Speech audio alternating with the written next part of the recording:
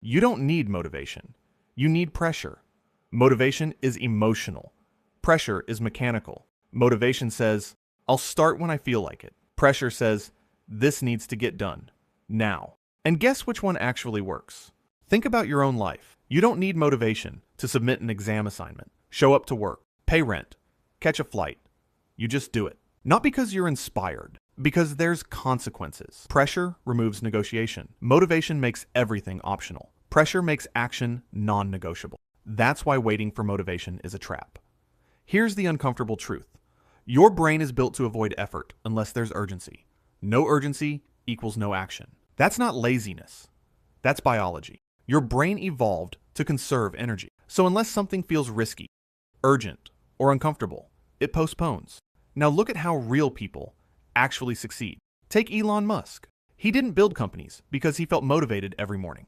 He worked under insane pressure deadlines, financial risk, public failure. Or J.K. Rowling. Single parent, financial stress, deadline pressure. Harry Potter wasn't written in comfort. It was written under survival pressure. Even students prove this point. You ignore the syllabus for months. Then 1 week before exams, boom, focus, discipline, productivity. Same person, different pressure.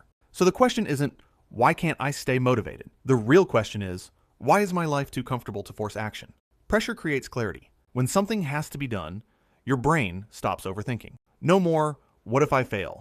Is this the right time? Let me plan more. Pressure collapses choices into action. That's why deadlines work. That's why public commitments work. That's why consequences work. Now here's the part people misunderstand. Pressure doesn't mean panic. It means stakes. Healthy pressure comes from deadlines, accountability, limited time, clear consequences. Unhealthy pressure is chaos. Healthy pressure is structure. Great performers don't rely on motivation. They engineer pressure. They set public goals, put money on the line, commit before they feel ready, create systems that force action. That's not discipline. That's design. Now think about modern life. Everything is optimized for comfort. Food in 10 minutes, entertainment instantly. No real deadlines. No real risk. So your brain never switches into execution mode. You feel stuck, but nothing is actually pushing you. Comfort feels nice short term, but it kills momentum. Pressure, on the other hand, is uncomfortable, but productive. This is why gyms are full in January and empty in March. Motivation fades. Pressure doesn't exist. No deadline. No consequence. Now, flip the script.